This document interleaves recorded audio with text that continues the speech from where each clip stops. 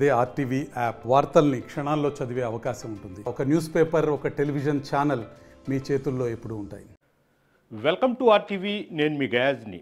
కొడవలూరు మండలం మిక్కిలిపేట దగ్గర గత 2 రోజుల కిందట జరిగిన దేవల్ల రమేష్ హత్య కేసు ఎట్టకేలకు చిక్కుముడి వీడింది. ఈ హత్య కేసును కిరాయి హంతకుల చేతే రమేష్ను హత్య చేయించారని కూడా పోలీసులు విచారణలు అయితే తేలింది. అయితే ప్రధానంగా అతని మొదటి భార్య కుమారుడు అజయ్ 5 లక్షలు ఇచ్చి కిరాయి హంతకుల చేత ఈ హత్య చేయించాడని కూడా పోలీసులు విచారణలో తేలింది. ఆస్తి కోసమే కుమారుడు హత్య చేశారని కూడా తెలిసిపోతుంది. ఈ దుర్మార్గానికి ఒడిగట్టిన కుమారుడైన అజయ్ని కూడా పోలీసులు ఈపాటికే అదుపులోకి తీసుకోవడం జరిగింది.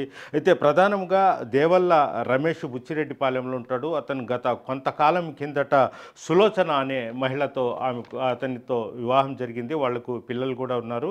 అయితే గత కొద్ది రోజుల నుంచి రమేష్ మరో మహిళతో వివాహేతర సంబంధం పెట్టుకొని ఎక్కువగా ఆమె దగ్గరే ఉంటున్నాడు. అయితే మొదటి భార్య రెండవ భార్య మధ్య గొడవలు అయితే జరుగుతున్నాయి. ఈ నేపథ్యంలోనే మొదటి భార్య కుమారుడైన అజయ్ వచ్చి గత కొద్ది రోజుల నుంచి తండ్రి రమేష్ని ఒక ఇనుప అంగడి ఉంది, ఆ ఆస్తి తనకి ఇవ్వమంటూ కూడా గొడవ చేస్తూ వస్తున్నాడు. అయితే తండ్రి తన ఉన్నంత వరకు ఈ ఆస్తి ఎవ్వరికి ఇవ్వనంటూ కూడా చెప్పడం జరిగింది. అయితే ఈ 2 ఫ్యామిలీల వద్ద గొడవలు జరుగుతున్నాయి. ఈ నేపథ్యంలోనే సులోచన అదేవిధంగా ఆమె పెద్ద కుమారుడైన అజయ్ ఇద్దరు ఒక పథకం వేసి కిరాయి హంతకులను మాట్లాడుకోవడం జరిగింది. సుమారు 5 లక్షల నుంచి 10 లక్షల వరకు వాళ్ళు కిరాయి మాట్లాడుకొని ఎలాగైనా దేవల్ల రమేష్ను హత్య చేయాలని కూడా వాళ్ళు గత వారం రోజుల కిందట వాళ్ళు వాళ్ళ ఇంట్లోనే, అంటే అజయ్ సులోచన ఇంట్లోని బుచ్చిరెడ్డిపాలెంలో పథకం పన్నడం జరిగింది. అయితే రోజువారీగా దేవలపల్లి రమేష్ మామూలుగా అల్యూమినియం సామాన్లు, దబ్రలు, డేక్షలు, ప్లేట్లు అవి ఒక ఆటోలో పెట్టుకొని రెండవ భార్య కుమారుడు వీళ్ళు ఇద్దరు కలిసి వెళ్ళి ఆ పల్లెల్లో అమ్ముకుంటూ ఉంటున్నారు. అయితే వీళ్ళంతా ప్రధానంగా ఏంటంటే దేవల్ల రమేష్ని చంపడానికి పెద్ద కుమారుడైన అజయ్, సులోచన, పవన్, తిరుపతయ్య, నాని, కాంతారావు, సుధాకర్ రావులను పిలిపించి ముందుగా మీరు హత్య చేసి వచ్చిన తర్వాత మీకు మొత్తం నగదు ఇస్తాము, ముందుగానే 1 lakh అడ్వాన్స్కి ఇస్తున్నాము అని కూడా వాళ్ళతో ఒప్పందం కుదుర్చుకోవడం జరిగింది.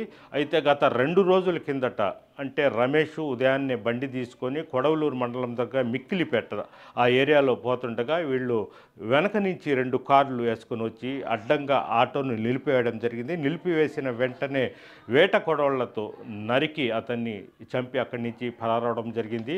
అయితే పోలీసులు అసలు ఈ విషయాన్ని ఎందుకు జరిగింది ఏంటనేది ఆ కోణంలో ప్రత్యేక 2 పోలీసు బృందాలను కూడా ఏర్పాటు చేస్తే ప్రధానంగా ఇతనికి 2 భార్యలు ఉన్నాయి. ఈ 2 భార్యల మధ్య ఆస్తి గొడవలు జరుగుతున్నాయన్న విషయం కూడా పోలీసులకు తెలిసింది. వెంటనే మొదటి భార్య సులోచనను తీసుకొని వచ్చి పోలీసులు విచారించగా అసలు నిజాన్ని ఆమె బయటపెట్టింది. అయితే ఈ హత్య కేసులో సుమారు 5 నుంచి 10 లక్షల రూపాయలు తీసుకుని పవను, తిరుపతయ్య, నాని, కాంతారావు, సుధాకర్ రావులో హత్య చేసినట్లు కూడా పోలీసులు విచారణలు వెల్లడైంది. దీంతో పవను, తిరుపతయ్య, నాని, కాంతారావు, సుధాకర్తో పాటు మొదటి భార్య సులోచన, పెద్ద కుమారుడైన అజయ్ మీద కూడా కేసు పోలీసులు నమోదు చేస్తున్నట్లు కూడా అయితే మనకు ప్రాథమికంగా సమాచారం అందుతుంది. అయితే ఈరోజు రేపు వాళ్ళని అరెస్ట్ చేసే అవకాశాలు కూడా ఉన్నాయి.